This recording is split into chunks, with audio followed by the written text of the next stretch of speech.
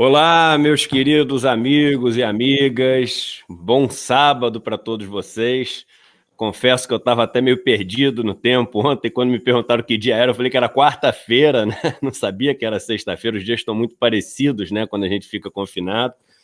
Hoje um bate-papo super especial com esse cara que eu admiro demais, que hoje em dia é um amigo, né? E um cara com quem eu aprendo muito, o Ciro Gomes, que faz parte aqui do nosso encontro de hoje. Então, antes de falar um pouquinho de como é que vai ser o dia, queria só dar um bom dia aí para o Ciro. Tudo bem, Ciro? Obrigado aí por topar esse bate-papo aí no momento onde as pessoas estão precisando tanto ouvir uma voz lúcida aí. Bom dia, Eduardo. Um abraço a você. Espero que esteja bem aí você com a sua família linda. E, enfim, um abraço para todo mundo que está nos ouvindo. É o que a gente pode fazer, né, Eduardo? Ajudar as pessoas a entenderem nesse momento delicado, grave, mas que nós vamos atravessar. Isso aí.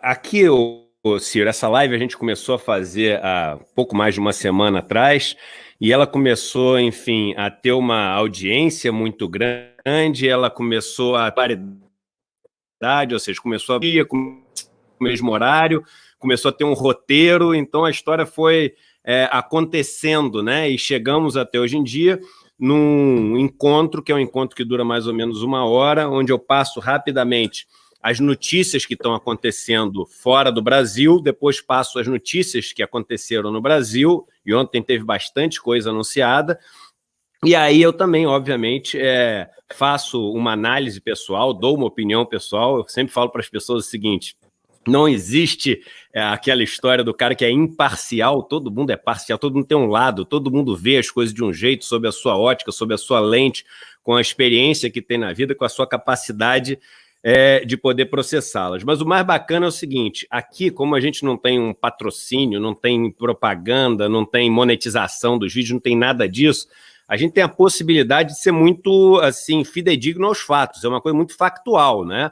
Então, quando você... É até um estudo que eu já trouxe aqui de psicologia social, quando você vê a grande mídia, né? A grande mídia, ela vai muito atrás ou daquela esperança falsa ou do sangue exagerado, né? Porque é isso que traz manchete, é isso que... descoberta a cura, vai todo mundo para ver que notícia é essa.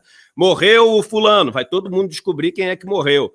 Então fica uma coisa meio maníaco-depressiva. E aqui, com essa possibilidade de trazer uma coisa um pouco mais factual e até um pouco mais, eu não diria nem serena, que é difícil ser sereno num momento de tanta dor como essa, mas um pouco mais controlado, a gente tem sido capaz de antecipar em alguns dias o que tem acontecido, né, no mundo, né? Então, quando a gente falou hoje, até tem uma notícia que eu vi, né, que está em todos os jornais, dizendo o seguinte: olha, a OMS ontem falou que a vacina vai demorar pelo menos 18 meses. Há uma semana atrás, eu trouxe uma das maiores virologistas e infectologistas, professora da UFRJ aqui, e quando tinha sido anunciado a cloroquina como a cura para o negócio e a vacina já estava descoberta, eu trouxe ela para falar aqui, porque ela tem um lugar de fala de alguém que estuda isso a vida inteira, é uma especialista em coronavírus, né, que são vários tipos os coronavírus, e ela falou: não existe uma vacina que fique pronta em menos de 1 ano e meio, 2 anos, porque você tem todas as fases de uma vacina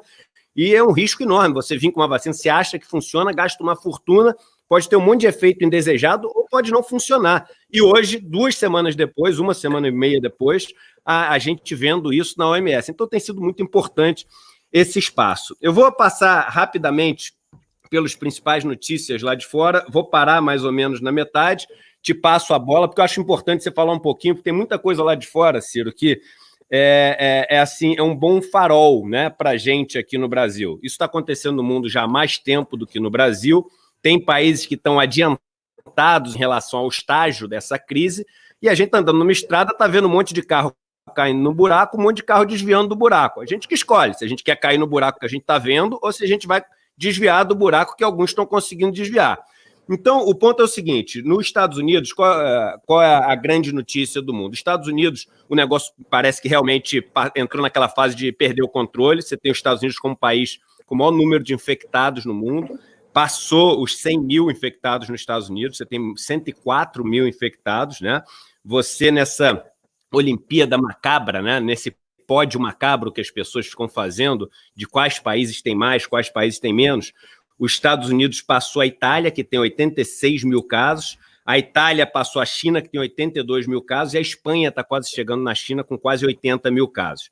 Em número de mortes, você tem dois países onde a situação está muito, muito, muito feia, que são Itália e Espanha, né? Na Itália, você tendo quase 1.000 mortos ontem, na Espanha também quase 1.000 mortos ontem, fazendo com que o número de mortes na Itália esteja já próximo de 10 mil. A Espanha com 5.700 mortos e a China com mais de 3 mil mortos. Os Estados Unidos chegando próximo aí a 2 mil mortos. Essas estatísticas são mais para a gente acompanhar a tendência das coisas, porque a gente está comparando laranja com banana. Tem países que testam muito mais do que outros, tem países que estão em estágios diferentes da doença, ou seja, você tem que muitas pessoas foram testadas, mas as pessoas ainda não estão curadas. A gente deu exemplo ontem aqui da Itália, só 1/4 das pessoas que foram testadas positivas já foram curadas, tiveram alta. 3/4 não tiveram alta ainda. Então a letalidade pode ainda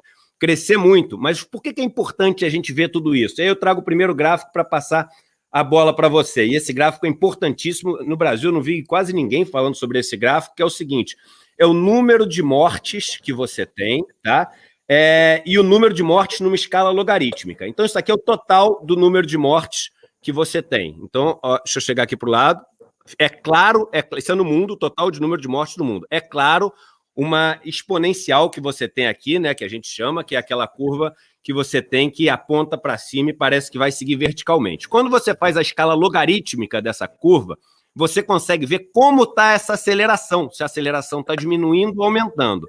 E aí você chega nessa curva, que é interessantíssima também, que essa curva é o seguinte: você começa com uma crise que a aceleração é muito grande, depois dessa aceleração grande, ela arrefece, que é quando os mercados começam a melhorar, porque o mercado está olhando essa curva, está olhando o grau de variação, e agora a gente entra numa segunda onda, ou seja, numa segunda onda logarítmica do mundo. E isso que as pessoas não entenderam.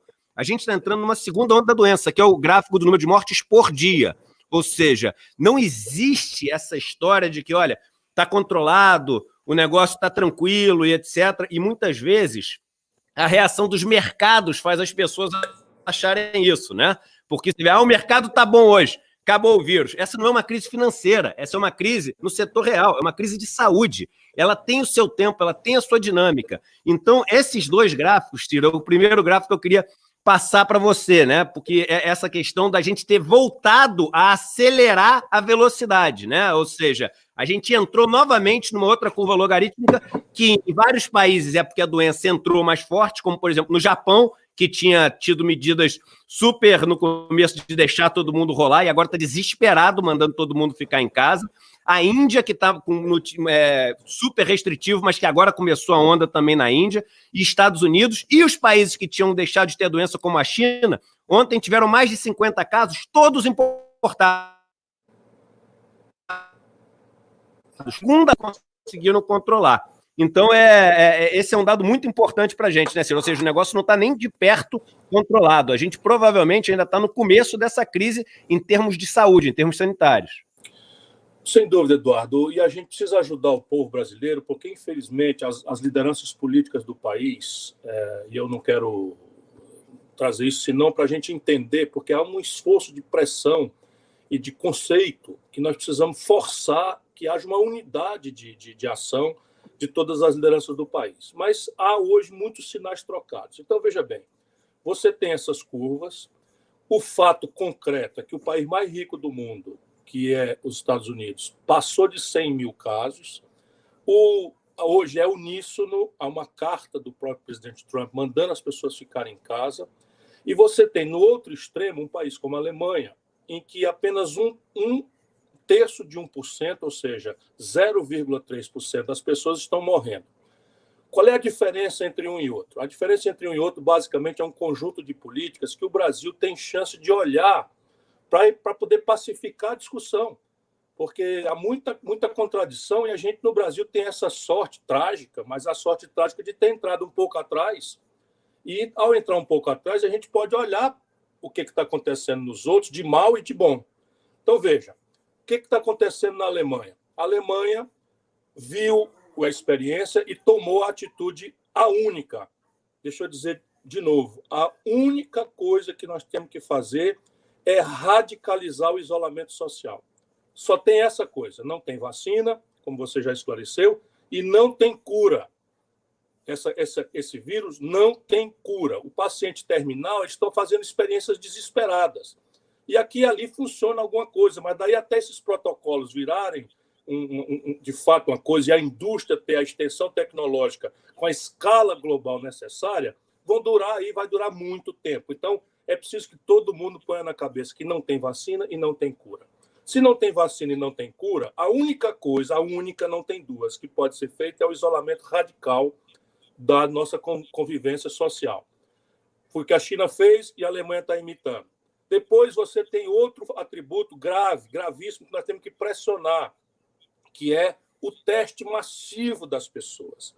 Então, em vez de a gente ficar fazendo uma loteria, né, vertical, isolamento só dos idosos, que não tem estudo nenhum, não tem experiência nenhuma, se a criança vai para a escola e ela é assintomática, volta para casa, ela contamina o pai, contamina o avô. Então, é um disparate técnico, científico, o que o presidente da República está fazendo, porque não há nenhum estudo, nem sequer no governo dele, mostrando como é que se faz esse isolamento segmentado, porque não funciona, simplesmente porque o vetor é de 100% das pessoas possivelmente estarão infectadas e sem sintomas. Então, o que é que você separa o joio do trigo? Testando em massa.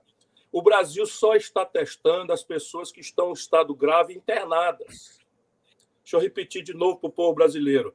O Brasil hoje não tem teste suficiente, estão conversando, estão prometendo, mas muitos governadores estão importando do estrangeiro, mas o fato é que até o presente momento, todos os números que nós temos é como quem está olhando para o retrovisor. Nós estamos olhando o fato de uma semana atrás ou mais.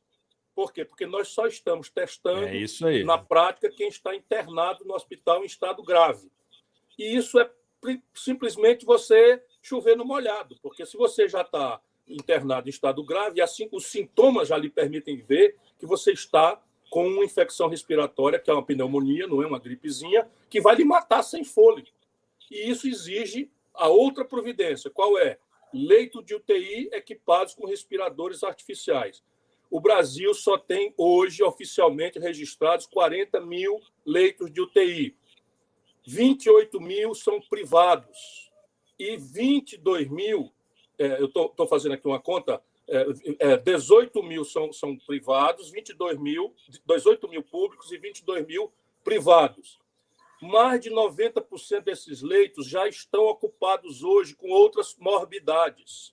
Então, a pessoa teve um AVC, a pessoa teve um infarto, a pessoa está com politraumatismo, já estão ocupados os leitos. Portanto, o leito líquido disponível no Brasil não existe nem 10 mil. E esse é o efeito. Isso é importantíssimo. Me permita só fazer uma pausa aqui, que isso é importantíssimo, que é o dado que as pessoas elas estão fazendo uma confusão, e eu até me exaltei aqui alguns dias atrás com algum desses empresários que estão falando, vão morrer 5 mil, vão morrer 7 mil, paciente, é velhinho, não sei o quê. É tão estúpido isso que eles estão falando, Ciro, porque, em primeiro lugar, é uma falta de respeito àqueles que vieram antes e que permitiram que a gente tivesse tudo isso que a gente usa hoje. Se a gente está aqui conectado na internet, vieram pessoas antes que produziram esse conhecimento, produziram essa tecnologia para a gente estar aqui. Então, existe uma questão de respeito aos mais velhos, que todas as grandes religiões, todas as grandes filosofias têm, e que a gente deveria aprender a respeitar os mais velhos. Nenhuma nação que não respeite os seus mais velhos consegue progredir. Em segundo lugar, o seguinte: a maior parte das mortes, e hoje na Itália foi falado isso, e na Espanha as autoridades estão falando, é o seguinte: olha só, vocês não contem as mortes do coronavírus, não, porque as mortes estão sendo muito maiores do que essa, porque as pessoas estão chegando nos hospitais com infarto, as pessoas estão chegando no hospital com asma, as pessoas estão chegando no hospital acidentadas, e essas pessoas não têm leito. Então, o sujeito que está mandando todo mundo voltar para trabalhar porque quem morre é velhinho, o filho dele está em risco, porque o filho dele pode ter uma crise de asma. O irmão dele, que tem 30, 40 anos de idade, que é atleta, ele está em risco, porque o irmão dele pode sofrer um acidente. O número de mortes, ele vem, e o que se tenta evitar é isso, com o caos do sistema de saúde. E o caos do sistema de saúde, ele tem proporções, assim, armagedônicas, caóticas. Não existe uma palavra para definir o que significa um sistema de saúde que não pode aceitar ninguém novo no sistema de saúde. É um caldeirão que está cheio e rapidamente transborda, e aí tudo que cair transborda. Não importa de onde venha o que cai nesse caldeirão. Perdão ter te feito essa breve pausa. Você está correto que a gente precisa, para além de espancar o egoísmo, não é? O gelo na veia, de ficar fazendo essa escolha falsa entre economia e saúde, isso é uma escolha falsa. Mas os números que eu estou procurando, para não ficar indignado, para não soltar um monte de palavrão que está na minha alma com relação às autoridades brasileiras, ao Bolsonaro, eu quero ver se eu ajudo as pessoas a raciocinarem com a sua própria cabeça. Então, veja bem, a Alemanha é o exemplo bom. E o que a Alemanha fez? Isolamento radical, leito de UTI para todo mundo e testificação para todo mundo. Então, se nós temos essa chance de olhar, a tragédia italiana, não fez o isolamento na hora certa, ficou vacilando, é a mesma história. Na região de Milão, fizeram essa campanha que esses canalhas estão fazendo agora, estipendiado pelo governo Bolsonaro, de vamos trabalhar, o Brasil não pode parar. Foi exatamente o mesmo slogan em Milão, onde dos 10 mil pessoas, tem 4.800 pessoas mortas. E essas pessoas morrem sem fôlego. Deixa eu explicar para as pessoas. Se você imaginar, tirar um peixinho do aquário e botar ele ali e ficar olhando, é assim que morre uma pessoa com a infecção respiratória provocada pelo coronavírus. Morre sem fôlego, arfando, sem ar. Isso é uma coisa que está acontecendo na Itália e as pessoas, os médicos, estão tendo que optar entre quem vai ter assistência e quem não vai, porque o sistema colapsou e é um sistema muitas vezes mais sofisticado e perfeito do que o Brasil. Isso é o que está acontecendo na Espanha. Então, a gente tem que olhar os dois casos terríveis e a América do Norte está anunciando a falta de respiradores. Hoje, o Trump invadiu a fábrica da General Motors com uma ordem militar, determinando que a General Motors reconvertesse a sua linha de produção para produzir respiradores, porque vai faltar respiradores na cidade mais rica do mundo, que é Nova York. Isso é uma declaração oficial do COI. Então, vamos agora para aquilo Nova York, que já tem 26 mil casos, só e no estado 46 mil casos. 26 na cidade. No estado quase 50 mil casos.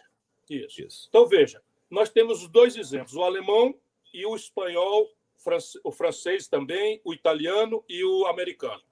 O alemão recomenda o que nós temos que fazer: isolamento radical. Portanto, raciocine, meu irmão. O problema não é político de estimação. O problema é o seguinte: cada pessoa na rua contaminada, sem sintoma, contamina 4. 4 contamina 16. 16 contamina 16 vezes 16. De maneira que, nessa progressão, os números foram atualizados hoje pelo Imperial College, que é a instituição mais acreditada, e eles desenvolvem uma equação, sabe? X mais 2 igual a 4. X mais 2 igual a 4, então X igual a 2. É simples de entender. Pois bem, eles elaboraram uma matriz que não tinha o Brasil. Eles fizeram para a demografia, ou seja, quantos idosos, quantos pobres, quantas pessoas em idade, em contaminação por outras pandemias, etc., etc., e fizeram a simulação para a Inglaterra e para os Estados Unidos. E fizeram em cenários. E hoje eles adaptaram esse cenário para o Brasil, finalmente, porque o mundo inteiro está chocado com o que o Bolsonaro está fazendo. O mundo inteiro está chocado. Acabar isso, nós vamos ter que levar o Bolsonaro a responder pelo que está fazendo no Tribunal de Haia, como genocida, como atentador, como autor de crime contra a humanidade. Mas vamos deixar isso para a hora própria. Agora, a cena é a seguinte: se não fizer nada, o Brasil pode ter até 1.040.000 mortos. Isso é uma equação gelada, números. Se fizer uma contenção seletiva, que eles não sabem fazer, não há como fazer, o Brasil pode ter 780.000 mortes. E se o Brasil fizer como a Alemanha está fazendo, dado que a gente, vamos lá, não temos os testes, ainda estamos vacilando com o negócio de isolamento social e não temos leito de UTI, mas se a gente fizer como a Alemanha está fazendo, o número de mortes mínimo no Brasil é uma grande notícia, mas serão 44.000 pessoas mortas. Isso no tempo. Nós estamos falando do fim de abril. Portanto, nós temos agora 30 dias críticos para nos coesionar, nos unir. E aí a brincadeira é que é falsa a discussão entre economia e saúde. Por quê? Porque se a única solução para conter a velocidade genocida, assassina do coronavírus é o isolamento radical, então o Brasil precisa pagar para as pessoas ficarem em casa.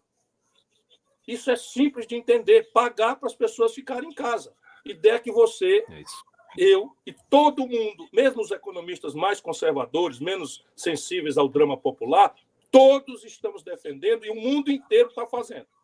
Então, nesse instante, nós temos o Congresso aprovou uma renda mínima de R$600, que pode chegar a 1.200 por 2 pessoas por família, nas condições de pertencer ao cadastro, priorizando os desempregados, os autônomos, os MEIs e os informais, enfim. E isso não está operacional ainda. Portanto, a sua ideia toma mais urgência ainda. O Senado ainda não aprovou no momento em que eu estou lhe falando, que é inacreditável, porque nos Estados Unidos o socorro veio em 2 dias. 2 trilhões e 200 milhões. Na Índia, em 36 horas. Na Índia, em 36 horas. No Brasil, nós ainda estamos vacilando. Na medida em que o Senado aprove, o governo tem que fazer isso operacional. E não há nenhuma ideia melhor do que a que você apresentou. A Caixa Econômica lançar um cartão de débito e o Senado tem que determinar, agora o que a Câmara não fez, que esse dinheiro seja condicionado a comprar nas empresas que assumam o compromisso de não demitir pessoas e não reduzir salários nessa hora. E, na sequência, um conjunto de providências de crédito, rolagem de dívida, dilação de obrigações tributárias acessórias, uma série de coisas que nós podemos conversar hoje. Portanto, essas 2 providências têm que andar juntas. E o Brasil está vacilando. Estamos desorientados. Imagina, pelo amor de Deus, burgueses brasileiros fazerem carreata na rua, dentro de carrão de luxo, com ar-condicionado, com máscara, para pedir que o povo vá para dentro de ônibus, para estações de metrô e de trem, ficar um empurrando o outro para poder ir trabalhar numa situação dessa. Esses camaradas precisam ser presos, que é o que nós vamos fazer aqui no Ceará.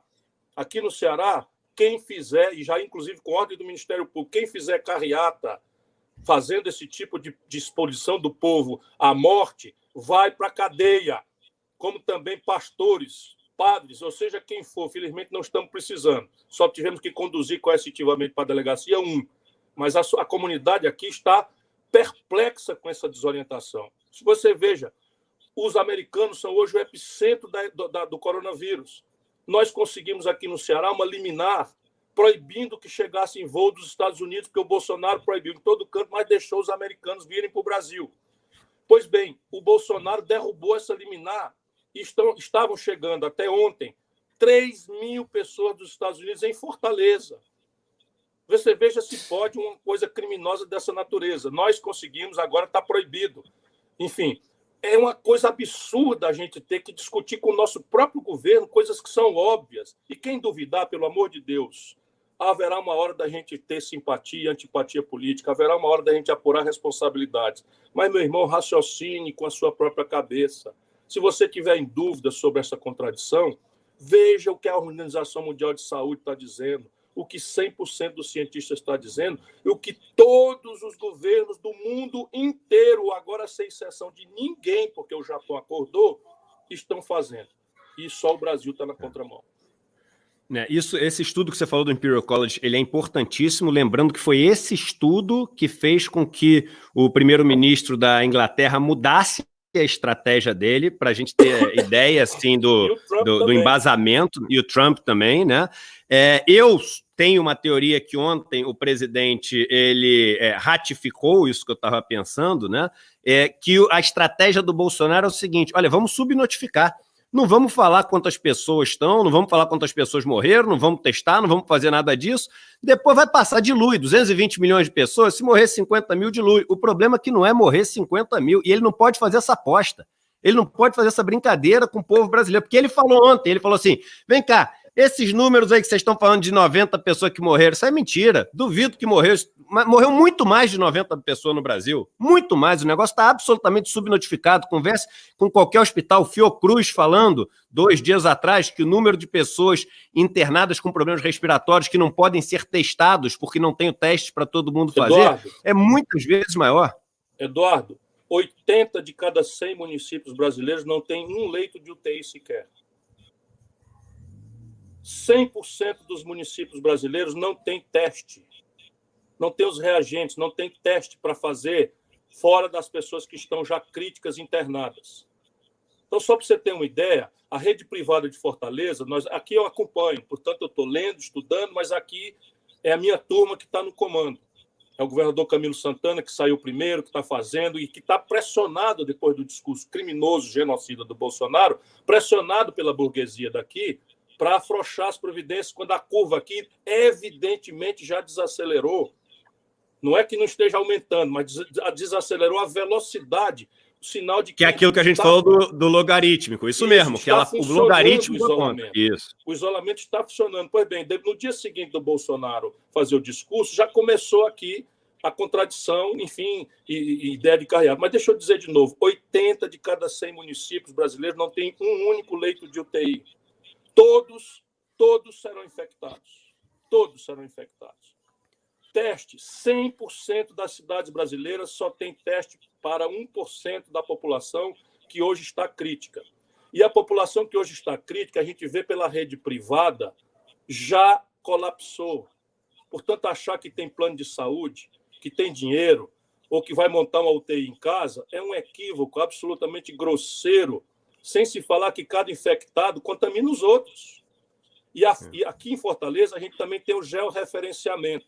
Como o vírus veio de fora, aqui nós temos turistas, e teve um casamento na Bahia de um burguês daqui, da filha de um burguês daqui, e essa festa contaminou vários cearenses. Então, as duas razões pelas quais o Ceará é o terceiro são: nós estamos testando muito mais do que a média do Brasil, e somos um estado que tem um fluxo turístico, gente que veio de fora. Isso nos fez, então, mapear. E a cidade é tão dividida como as cidades brasileiras, que hoje nós temos contaminação só nos bairros ricos, porque só os burgueses da festa, só os burgueses que vieram do estrangeiro é que estavam contaminados. Então, o corona está se espalhando dos bairros ricos. Daqui a pouco, não é daqui a pouco, daqui 3 dias, pelo que nós estamos calculando, vai entrar na periferia. Sabe o que é a periferia? São 8 pessoas morando num cômodo só. Isto é que é a periferia, que essa elite canalha brasileira, ou a parte canalha da elite brasileira, não está compreendendo. Até nosso apelo de isolamento social é impraticável para a esmagadora maioria do povo da favela, que vive 6, 7, 8, 4 pessoas num cômodo só. Você imagina quando isso chegar? Quando chegar, o que vai acontecer? Então, nós já estamos aqui acelerando leitos de retaguarda. Temos um hospital novo, que era privado, já foi desapropriado, está pronto para receber. Estamos fazendo do estádio Presidente Vargas um hospital de campanha, já vai, enfim. E estamos comprando do estrangeiro, porque o Brasil não tem para vender, em grande quantidade testes. Nós estamos comprando aqui mais de 500 mil testes já pagos, não é? E, inclusive, a gente tem que fazer isso, porque senão não há como sequer fazer o isolamento. Ciro, para começar falando o seguinte, temos 16 mil pessoas ao vivo, isso é audiência de rádio em rede nacional, eu sei porque eu trabalhei numa rádio em rede nacional e tinha vários dias que não tinha essa audiência.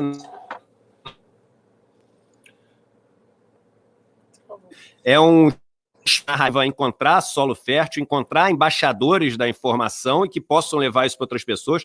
Eu queria pedir para todo mundo, como eu peço, não pedi nenhuma vez ainda hoje, que deem um like aqui no vídeo. Quando vocês dão um like, isso entra no algoritmo do YouTube e ele sugere para muitas outras pessoas. Então, batemos todos os nossos recordes hoje. O nosso recorde eram 10 mil pessoas. Já temos 16 mil pessoas ao mesmo tempo, ao vivo aqui. Então, isso é maravilhoso poder levar essas informações às pessoas.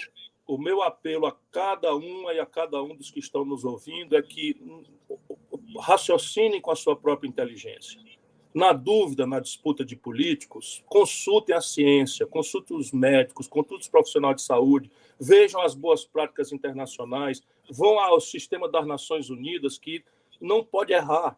Vejam o gesto do Papa Francisco ontem. Vejam o que as lideranças realmente sérias do mundo inteiro estão fazendo. E agora eu queria entrar, Ciro, no tema, que é o tema principal de hoje, que é essa questão de como o governo está tratando de maneira diferente setores diferentes da economia. Quando a crise começou a ser uma preocupação grande no Brasil, eu fiz um post no Twitter, e um post que no começo causou até susto. As pessoas às vezes falam assim, mas o Eduardo tem mágoa com o setor financeiro, que ele saiu de lá, não quer ver os outros ficarem ricos, etc. E eu fiz um post dizendo o seguinte, olha, daqui a pouco vamos ver bancos e corretoras em dificuldades e vamos ver quanto tempo vai demorar para vir a ajuda do governo. Ajuda essa que demora meses para os aposentados que estão na fila, para os Bolsa Família que estão na fila, para... Agora a gente está vendo para microempreendedor, mas naquela época não tinha nada disso. O que aconteceu? No momento em que você teve aquela primeira queda muito grande dos mercados, circuit break nos Estados Unidos, no Brasil, etc., o governo anunciou, através da Caixa Econômica Federal, mais de 70 bilhões de reais de ajuda para os bancos e corretoras para comprar os títulos podres, as carteiras dos bancos, em troca de nada, absolutamente nada. O que os bancos tinham que fazer? Não tinham que fazer nada. Aí depois ofereceram linhas para os bancos, da ordem de bilhões. Aí depois ofereceram o seguinte, olha, a gente aceita os teus ativos podres aí, que a gente normalmente não aceita para emprestar dinheiro, nas operações de compromissada, para poder te emprestar dinheiro.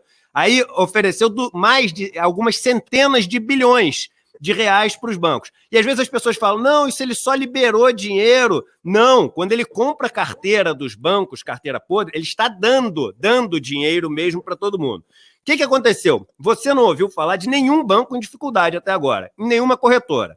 Isso é assim, é incrível a gente não ter ouvido falar de nenhum banco ou corretora em dificuldade na maior crise, maior do que de 2008, que a gente viveu, que a nossa geração já viveu nos ativos financeiros, como um transbordamento, como uma consequência dessa crise na economia real que parou no mundo inteiro. E aí eu te digo o seguinte, esses bancos receberam centenas de bilhões de reais em troca de nada. Eu trouxe aqui algumas notícias que são importantes a gente ver, que dizem o seguinte, olha só, bancos prometem ajuda, mas dobram juros e seguram dinheiro. É claro que eles vão segurar dinheiro, eles não têm obrigação de passar o dinheiro para frente.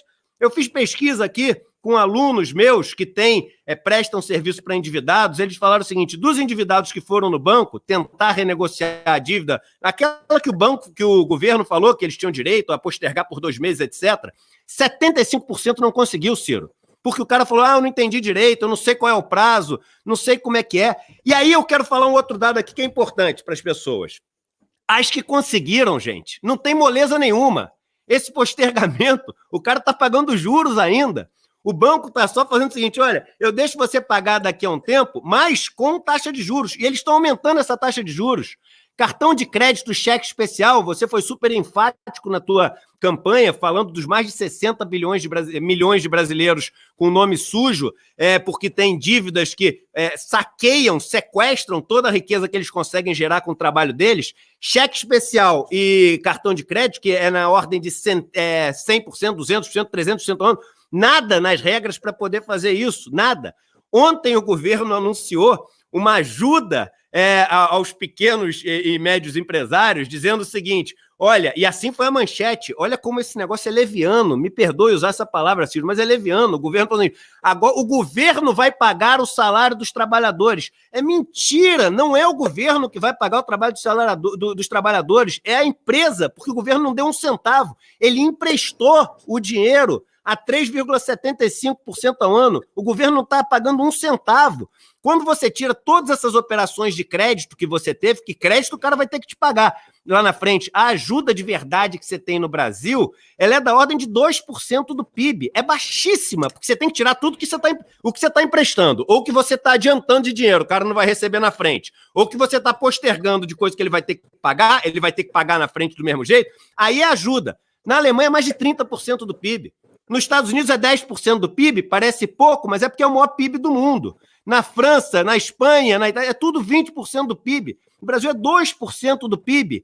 E aí eu vou te contar, e passo a bola para você, Ciro, eu vou te contar a história que vai acontecer. O que vai acontecer é o seguinte: no Brasil, os bancos eles estão sendo mantidos vivos e saudáveis durante toda essa fase da crise. Desde o primeiro dia, todos os bancos mantidos vivos e saudáveis.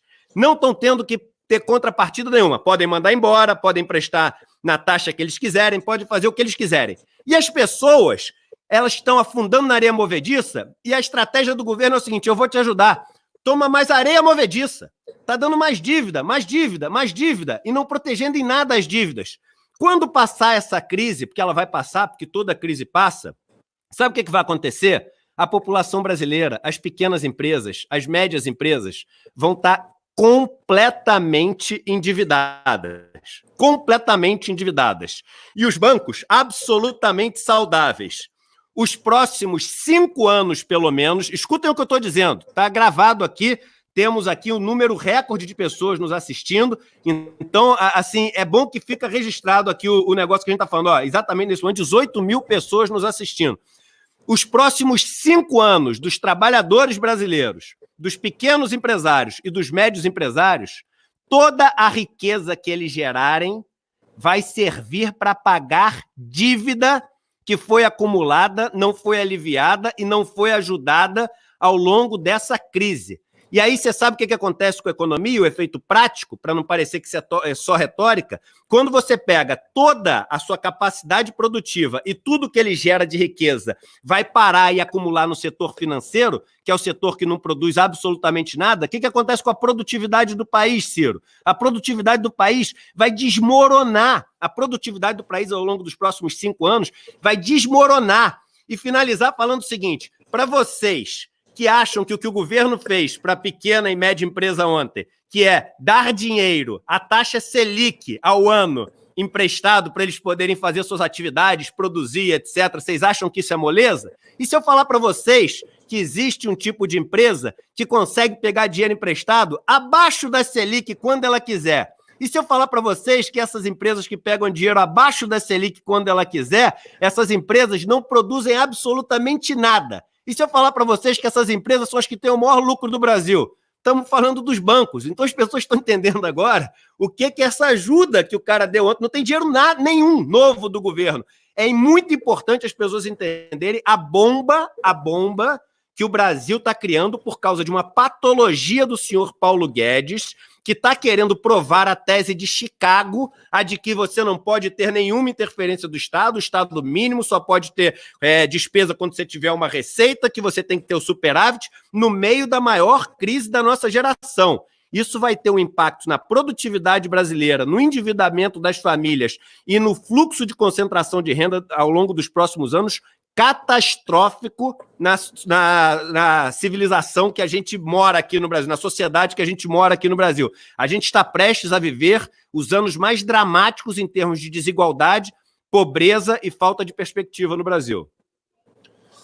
Olha, Eduardo, eu acho, concordando com 100% do seu relato contemporâneo, mas eu tenho uma convicção, isso é o que eu estou nessa quarentena amadurecendo e pensando muito, que a humanidade será outra em 3 meses.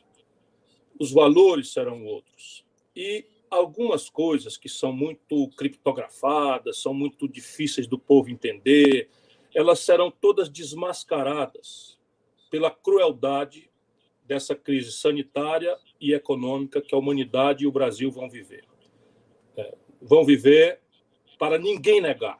Então, distribuir responsabilidades vai ser quase ocioso, porque é tão chocante o que vem por aí, é tão grave, é tão transcendental, que essa ideia de uma sociedade centrada no consumismo, a ideia de que um país como o Brasil, 210 milhões de pessoas, pode manter 5 bancos nadando em dinheiro enquanto a sociedade inteira e sua base produtiva vão para o vinagre, isso tudo vai ficar chocante. Mas vamos agora no concreto, porque agora estamos na fase da pressão. Então, que as pessoas entendam. Haverá uma hora da disputa política, dos valores, dos conceitos e de apurar responsabilidades. Mas agora, o papel de quem tem seriedade, responsabilidade, informação, é denunciar para criar uma corrente de opinião para pressionar o governo a mudar de rumo. Então, vamos lá. Primeira providência, Caixa Econômica mandatada pelo governo Bolsonaro, disponibiliza 75 bilhões de reais para comprar carteira bichada de financiamento de carro, de crédito consignado. Então, deixa o povo entender. Isso é dinheiro público. Toda a diferença entre o dinheiro que a Caixa emprestar subsidiariamente e que não receber, no fim, como ela pertence ao governo, vai ser abatido de dividendo, vai ser abatido, enfim, da rentabilidade da Caixa, etc, etc. É dinheiro do povo. Deixa eu dizer para vocês todos, 63 milhões de brasileiros e 700 mil pessoas que chegaram no coronavírus já com o nome sujo no SPC, não tem nada a ver com coronavírus, vai piorar muito, como você está relatando, precisaríamos de 25 bilhões para girar e consolidar essa dívida. 25, porque 240 bilhões é o passivo total dessas famílias, inflado por juro, mora, correção monetária, multa, abuso, etc, etc, de maneira que nos leilões do Serasa, o desconto é 90%. Se você desconta 90% de 240 bilhões, estamos falando de 24 bilhões. Então, um terço dos 75 bilhões, a Caixa poderia renegociar, limpando o nome de todos os brasileiros que estão humilhados no SPC e indo diretamente no primeiro motor da ativação da economia, que é o consumo das famílias, que depende de emprego, renda e crédito. Então, essa é uma escolha. Eles fizeram a opção de o seguinte, então o banco tal, vamos lá, o Banco Itaú tem uma carteira em que ele emprestou dinheiro para a turma comprar carro. A turma não está dando conta de pagar, porque o desemprego está aumentando, porque a renda caiu, porque a inadimplência aumentou, etc, etc. Então, essa carteira do financiamento dos carros está bichada. E não adianta eles irem buscar na justiça para tomar o carro, porque nem a justiça dá vazão pela quantidade. Então, o que está fazendo o governo Bolsonaro? Está dando dinheiro público para comprar a carteira bichada de financiamento de carro do Banco Itaú e dos outros bancos e ficar com essa carteira bichada nas costas do povo brasileiro. Não tem clareza disso. Depois, o governo descomprime compulsórios. Ora, descomprimir compulsório significa o seguinte, eu vou aumentar a liquidez. Isso é muito importante. Mas qual é a razão de aumentar a liquidez? É aumentar a oferta de dinheiro para que o preço do dinheiro, que é o juro, caia. Só que o governo faz unilateralmente e não obriga ninguém, nenhum banco, a recebendo essa montanha de dinheiro, baixar o juro. O que é que nós estamos assistindo? Ontem, o Banco Itaú, Bradesco, a Crefisa, todos esses bancos, eu gosto de dizer o nome, todos eles aumentaram a taxa de juros. Isso, para mim, que sou professor de direito, isto é crime. É aproveitar uma crise sanitária para explorar a população. Então, o juro do cartão de crédito subiu ontem para 399%. Ou seja, o governo está descomprimindo o compulsório, teoricamente a liquidez, ou seja, a oferta de dinheiro aumenta, e se aumentar a oferta de banana, o preço da banana deve cair. Pois bem, nós estamos aumentando a oferta de dinheiro com políticas públicas e o preço do dinheiro, que é o juro, está aumentando. Por quê? Porque simplesmente nós não temos governo, ou o governo que temos vive a serviço, mesmo na hora de uma crise dessa transcendência, vive a serviço dos saqueadores do Brasil que estão aí no baronato, nos super ricos dos bancos. Então, depois você tem as linhas de crédito. Qual é o sentido de você ter uma Selic a 3,75 hoje? Qual é o sentido disso? Isso. Sabe, se eu quero aumentar a liquidez, eu tenho que reduzir a taxa de juros para nada, para zero. Como o mundo inteiro está fazendo, o mundo inteiro está cobrando juro negativo. Mas vamos supor que já seja, porque faz 10, 15 anos que nós temos essa oportunidade, 10 anos desde a crise de 2008, e não se fez. Porque também no Brasil a esquerda, dita esquerda, serve ao mesmo sistema financeiro desde sempre.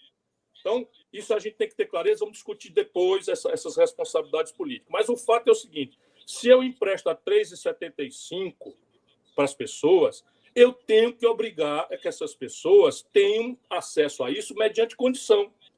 Qual é a condição? Se eu vou financiar uma empresa, eu tenho que dizer, olha, está aqui um dinheiro, sem as taxas absurdas que os bancos estão cobrando, vou cobrar só o custo de captação da Selic, 3,75, vou lhe dar um prazo, mas em contrapartida você tem que me dar a garantia, está aqui, eu quero a sua folha de pagamento hoje, e quando você for resgatar, eu quero ver a sua folha de pagamento.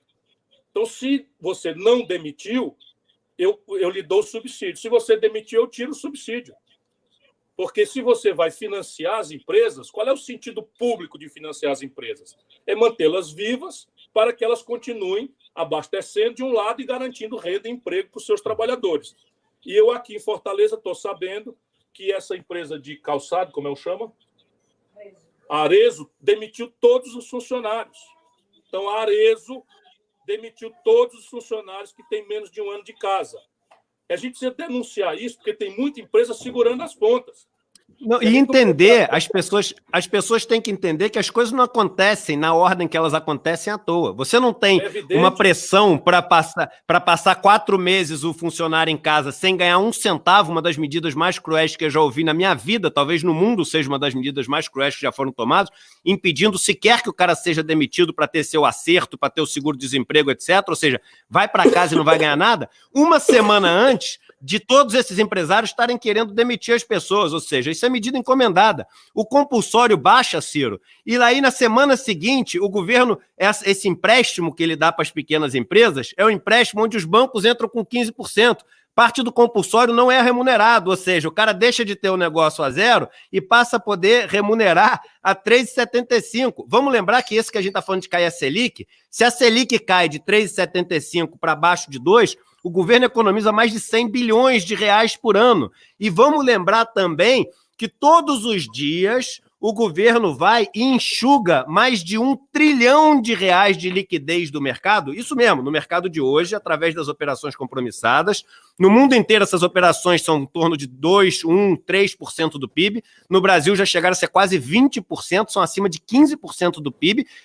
É só política monetária isso, para enxugar a liquidez. A gente paga quase 4% em cima de 1 trilhão de reais para enxugar a liquidez nesse tipo de mercado. Então as pessoas têm que entender que as coisas não acontecem por acaso. A ordem que as coisas acontecem é uma ordem que faz todo sentido. Não é coincidência acontecer um depois do outro e o um ajudar o outro. Entendeu? Isso que tem que estar na cabeça das pessoas. Sim, evidente.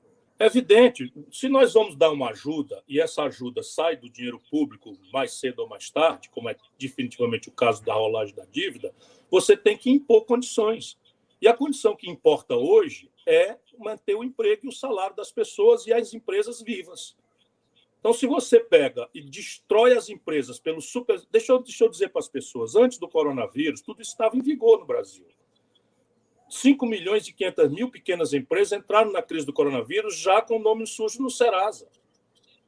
Já com essa política de juros estúpida. O mundo inteiro faz 10 anos que tem juro negativo. O Brasil, no governo Dilma, botou o juro em 14%. Enfim, isso é o que nós precisamos aprender depois. Mas agora, o que importa é o seguinte, exigir que todas as providências sejam impostas na solução das empresas, que são fundamentais, mas mediante uma condição. Só vai ter direito ao subsídio, como tem que ter pressa, empresta agora, mas assina aqui embaixo dizendo que no dia do seu pagamento você vai ter que demonstrar que está com os mesmos trabalhadores que estava nos outros anos, na ocasião do empréstimo. Essa é a única condição de você ajudar. Se não vai ajudar a empresa para quê? Para uma pessoa ter lucro e botar todo mundo para fora? E lembrando que nos Estados Unidos, antes só te falar, viu, Ciro, a gente tem 20 mil pessoas no Facebook, 6 mil pessoas, não, 20 mil no YouTube, 6 mil no Facebook, temos 26 mil pessoas ao vivo online, tá? Isso é uma audiência, pô, incrível que a gente está tendo num sábado de manhã, apesar do sábado ser um dia muito parecido com os outros agora. Mas o ponto é o seguinte, nos bancos, em 2008, quando os Estados Unidos fez a ajuda, ele falou o seguinte, olha só, eu vou dar ajuda, mas não tem bônus para executivo. Eu vou dar ajuda, mas tem que limitar o tamanho do salário, porque senão tu vai pegar minha ajuda e pagar para os executivos esse salário, depois você quebra, e aí quebra, divide para todo mundo. Então, isso não é novidade que a gente está falando. Não pode ter saldo de caixa, não pode receber ajuda não pode... Isso. E botar na especulação. Operação de tesouraria, isso mesmo, não pode ter. É óbvio, é isso mesmo. Óbvias. Mas, infelizmente, o Brasil está pagando adiantado para os de cima, muito atrasado para a esmagadora maioria da classe média e do povo trabalhador, e fazendo a parte do andar de cima sem condição nenhuma. E eu não estou denunciando isso para estragar a imagem do Bolsonaro. Eu acho que essa responsabilidade nós vamos apurar na hora devida. Eu estou falando isso para a população brasileira reclamar, falar alto, gritar, pressionar, para que eles mudem, porque nós precisamos que haja essa mudança. As pessoas precisam saber que, nesse instante, travas políticas artificiais, derivadas toda dessa mesma ideologia imbecil que nos governa há muitos anos, fazem com que nós tenhamos, ouvindo o dinheiro, ouvindo a conversa hoje, 1,355 trilhão de reais no Caixa Único do Tesouro da União.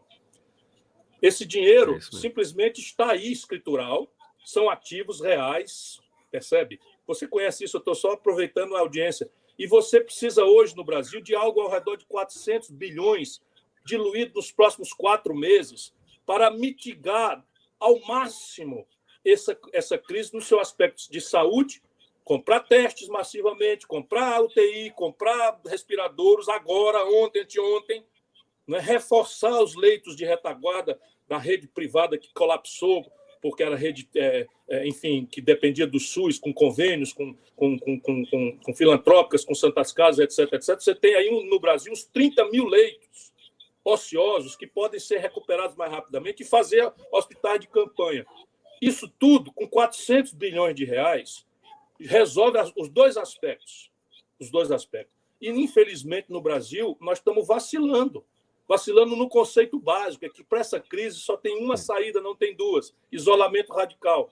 E o isolamento radical, para acontecer, exige que o governo acuda à economia, pague para as pessoas ficarem em casa. Não pode ser pagar para banqueiro ficar mais rico ainda. Vai ser um escândalo. Quando terminar esse exercício e a contabilidade dos bancos demonstrar o lucro que teve. É isso, vão ser lucros recordes. Eu vou passando aqui para o último tópico que eu queria falar antes, agradecendo todos vocês que estão aqui assistindo. Todos vocês estão convidados a assinar aqui o canal. Mais ou menos 1/3 das pessoas que assistem o canal não são assinantes do canal, então é clicar ali, inscrever-se, né? E se puderem dar um like agora para esse nosso último tema, isso ajuda mais ainda a impulsionar, porque vai mostrando os likes entrando numa exponencial. Agora que está todo um craque em curva exponencial, esse negócio ajuda a gente a entrar numa exponencial aqui também. Ciro, utopicamente, tá? Vamos partir do utópico para poder entender o conceitual. Utopicamente, o que deveria ser feito num momento como esse? Deveria ser feito o seguinte: olha, vamos ver o que todo mundo precisa para poder tampar o seu pote de necessidade. Esquece a parte de desejo. Em crise, você não está preocupado com desejo, em comprar joias, em comprar carros novos, etc. Você está preocupado em sobreviver e dar uma proteção, uma qualidade de vida para as pessoas. Aliás, já aproveitando essa audiência recorde para fazer um anúncio aqui, estou lançando daqui a um mês o meu livro novo, chama-se Economia do Desejo, né? Um livro que eu escrevi há uns 2 meses atrás, onde eu falo sobre essa questão de onde esse consumismo poderia nos levar. E aí quem escreve a orelha é o Frei Beto, e Frei Beto escreve o seguinte: Eduardo foi profético no seu livro, porque ele escreveu a orelha no meio do coronavírus. Eu falo dessa situação que a gente está vivendo. Então, é um momento de tapar necessidade. Em tese, conceitualmente, o que a gente deveria estar vivendo agora, Ciro? É o seguinte: o que tem de necessidade para ser atendida? É 300 bilhões? É 500 bilhões? É 1 trilhão? Mas essa é a necessidade do nosso povo, de continuar vivo, podendo estar confinado, que é a melhor estratégia, e a única estratégia, não é melhor, é a única estratégia para a gente não ter um colapso total, um caos total, é 1 trilhão. Então é o seguinte, tá aqui, ó, 1 trilhão, e paga. Como é que vai pagar? Dinheiro que a gente está tirando do Estado.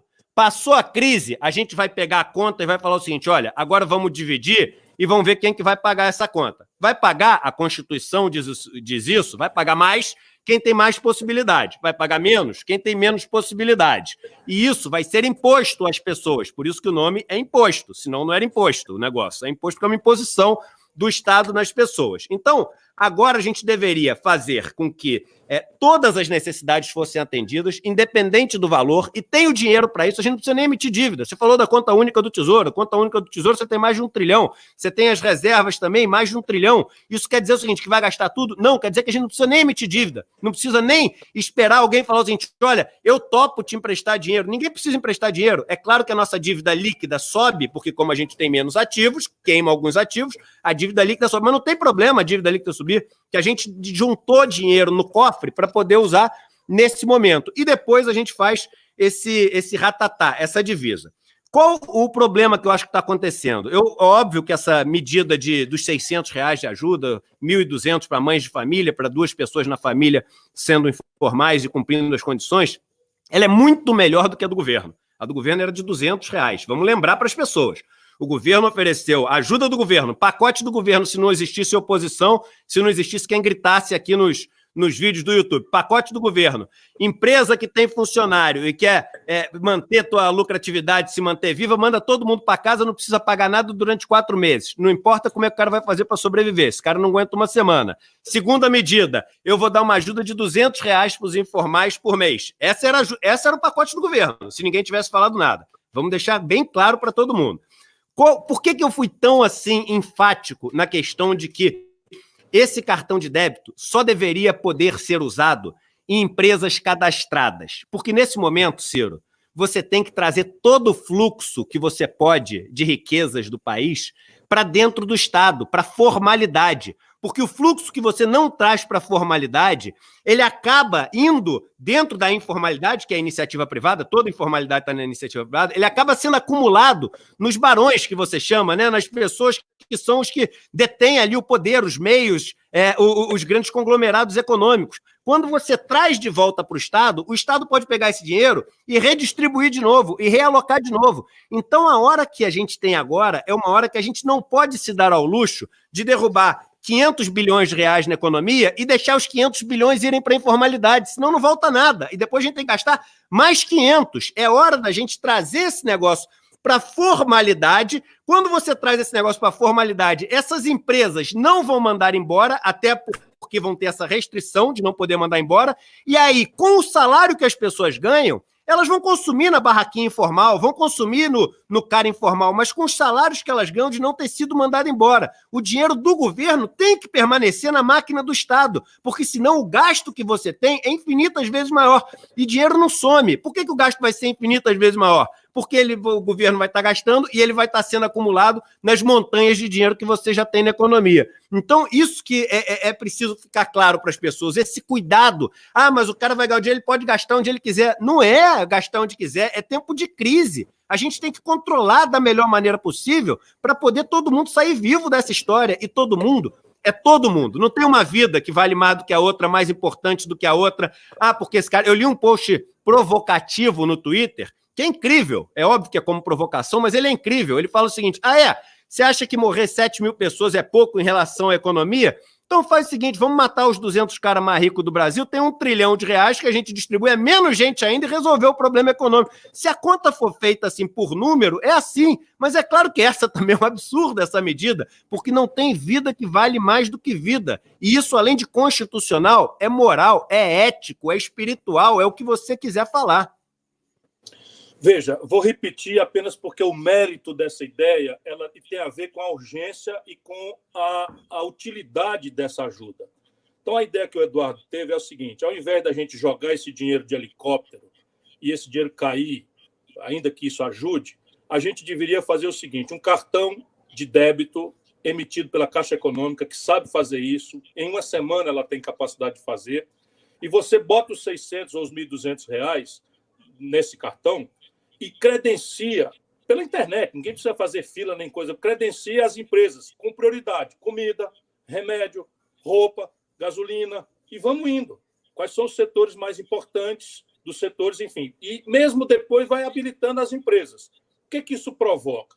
Provoca que esse cartão de débito dá ao governo um prazo, que o governo não precisa pagar isso imediatamente, ele tem 30 dias no mínimo, qualquer cartão dá 30 dias para pagar, o governo vai se organizando, vai aperfeiçoando o cadastro, e na hora que esse dinheiro entrar na economia formal, metade dele já volta como imposto, ou mais de 1/3 disso já volta como imposto, retroalimentando. Mas você fica com o cadastro das empresas que diz: assine aqui, meu filho. Você vai ter credencial para receber essa montanha de dinheiro, e é uma montanha de dinheiro. Você pode achar que é muito pouco, e de fato é muito pouco, mas a tragédia brasileira antes do coronavírus é que 100 milhões de brasileiros têm uma renda mensal por cabeça de R$413. Esse é o país que esses canalhas produziram. Então, antes do coronavírus, 100 milhões de brasileiros, cuja renda toda junta equivale à soma da riqueza de 5 pessoas, essas 100 milhões de pessoas vivem com R$413. Se nós vamos pagar 600, isso mitiga de uma forma expressiva, mas não pode deixar as pessoas, por exemplo, que são dependentes química, vão comprar droga. Vamos fazer aqui uma caricatura: o cara é dependente químico, vai comprar droga com dinheiro. Levar para o extremo, é isso mesmo. Vou levar só para raciocinar. Então, é evidente que a tua ideia de cadastrar todo mundo vai preparando o país, inclusive separando o joio do trigo. A maioria esmagadora do pequeno empresário está se doendo muito de demitir. Portanto, serão os primeiros que devem ser acudidos. Está aqui, meu irmão. Está aqui, você vai ser um comércio preferencial para o cartão, você vai ser preferencial para a coisa. Por quê? Porque você assinou aqui o compromisso de não demitir o povo e não reduzir salário. E aí a questão fiscal. De novo, você já falou claro, eu vou só repetir. Além do 1 trilhão 355 bilhões que nós temos no caixa da União e de quase 370 bilhões de dólares multiplicado por 5, isso dá quase 1 trilhão, dá mais de 1 trilhão nas reservas cambiais, o que é que esta gente também está fazendo nesse período? Pegaram 40 bilhões de reais, que significa 200 bilhões de reais, e entregaram na mão de meia dúzia de especuladores que estão atacando o real, aproveitando a tragédia do povo, estão atacando o real de forma especulativa. Em qualquer lugar do mundo, um ataque especulativo desse era cadeia. No Brasil, o governo está indenizando esses canalhas, que é uma meia dúzia de especuladores. Tudo dá para rastrear facilmente no mercado spot de câmbio. Dá para você, o Banco Central sabe... Agora, se tivesse dado ajuda para os bancos e obrigado a zerar as carteiras de tesouraria, ia ter essa especulação toda que está tendo, Ciro? Nenhuma chance. Não ia. Nenhuma chance. Você dá mais dinheiro para eles especularem contra o real e indeniza a especulação com dinheiro público da reserva cambial. Então, assim, tem um bocado de crime aí para ser apurado. E o Brasil haverá a hora, quando a gente tiver o desastre de chorar 40 mil mortes, na pior hipótese, na melhor hipótese, 40, 44 mil mortes, espero que Deus mostre que eu estou errado, o povo brasileiro vai ficar querendo saber quem são os responsáveis. Haverá a hora disso. Mas vamos lá. Se nós pegarmos a reserva cambial e do coisa, nós não precisamos expandir a dívida tão rapidamente. Mas expandir a dívida, 5, 6, 7, 8% do PIB, que talvez seja o máximo que é necessário, nós estamos falando aí de 8 vezes 7, 56, 560 bilhões de reais. A gente esconjura o epicentro dessa crise e atenua dramaticamente o efeito extraordinariamente grave que já está dado. Essa aqui é a grande ilusão. A humanidade vai experimentar uma das maiores depressões econômicas da sua história e o Brasil, como já entrou predisposto, já entrou fragilizado, vai ser muito pior. O que nós estamos sugerindo aqui, esse imbecil desse presidente que nós temos, é porque não está vendo. É a única saída para ele não ser linchado na rua. A única saída para ele não ser linchado na rua por esse encontro macabro, né, de mortandade com depressão econômica é esse conjunto de sugestões que nós da oposição e intelectuais brilhantes como você e outros tantos estamos fazendo. Isso é que é uma coisa estúpida, esse imbecil por intoxicação ideológica por uma equipe de quinta categoria em que, lamentavelmente, generais graduados estão aí calados, levando essa desmoralização para cima das Forças Armadas que merecem, ainda devem merecer o respeito e a consideração da nação, e agora serão os responsáveis, serão os responsabilizados por essa tragédia. Mas repare uma coisa, e de onde é que vai vir o dinheiro no futuro para equilibrar as coisas? Vou propor aqui, sem cansar o seu ouvinte, só para as pessoas verem como o Brasil é tão estúpido que as saídas estão na nossa cara, diferente de outros lugares do mundo. Por exemplo, se nós cobrarmos um tributo sobre lucros e dividendos empresariais, se nós cobrarmos, que o mundo inteiro cobra, se nós cobrarmos um tributo de 0,5% a 1% sobre as grandes fortunas acima de 22 milhões de reais, sobre o patrimônio, se nós fizermos um pente fino e cortarmos 20% das renúncias fiscais, mantendo só aquelas que realmente se comprometerem a manter os empregos e salário, nós arrecadamos 300 bilhões de reais por ano. Por ano.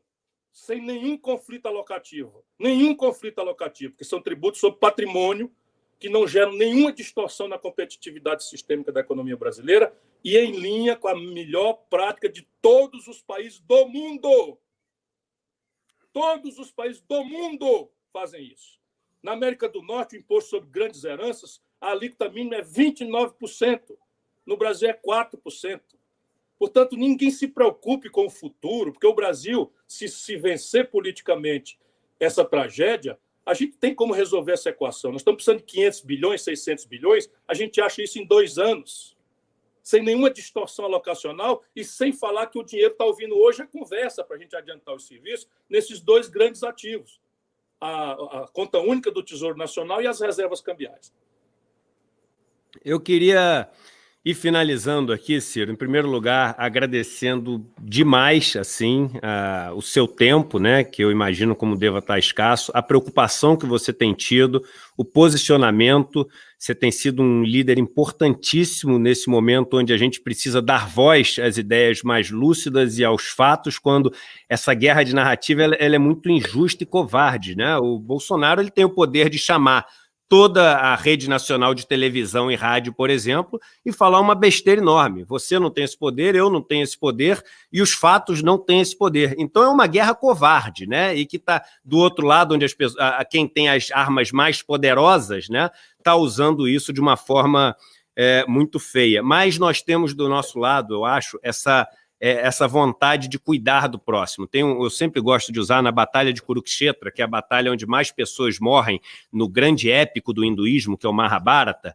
Os dois que estavam competindo, eram os Pandavas e os outros Kurus, né? Os Kurus, esses materialistas dos bens, etc., pegando aqui os arquétipos, né, dessa pessoa que mais preocupada com os bens, com as posses, etc., e do outro lado, Arjuna, o guerreiro preocupado com a moral, com a honra, com o espírito, com o próximo, etc. E os dois chegam para Krishna, o deus hindu, e Krishna fala o seguinte: olha, vocês vão participar dessa guerra e cada um de vocês pode escolher. Um vai ficar com todos os bens, um vai ficar com todo o poder material e o outro vai me ter ao lado guiando a sua carruagem. E aí, o primeiro a escolher é o Arjuna, é o guerreiro moral, e escolhe ter Krishna ao lado dele. E o outro fala, yes, eu vou ter os bens, vou ter as posses, vou ter tudo isso do meu lado. E é a batalha mais sangrenta de todos os tempos, uma batalha onde morrem, segundo o épico, mais de 60 milhões de pessoas, isso há vários milhares de anos atrás, mas sai vencedor aquele que tinha do lado dele a honra, a moral, a ética e o cuidado com o próximo. Ontem, uma coisa que me deixou assim, muito emocionado, e eu me emociono ao lembrar, foi a cena do Papa Francisco numa praça absolutamente vazia, né?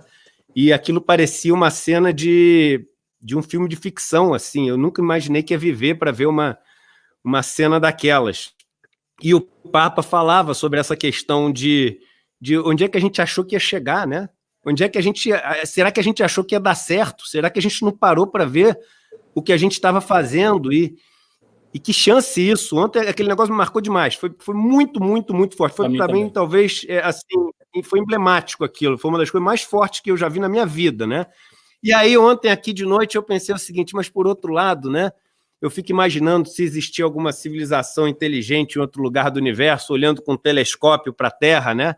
E ele deve estar olhando nas últimas semanas com um telescópio para a Terra, falando o seguinte: rapaz, vem todo mundo aqui ver. Finalmente os caras acertaram, eles descobriram alguma coisa para salvar o planeta, né?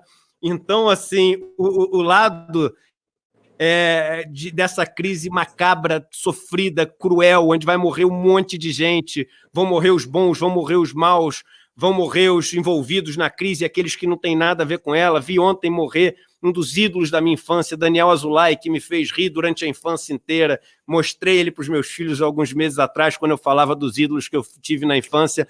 Mas é uma crise que, se ela servir, pelo menos, para a gente parar e repensar essa nossa lógica, esse nosso paradigma que nos faz correr desesperadamente rumo a lugar nenhum.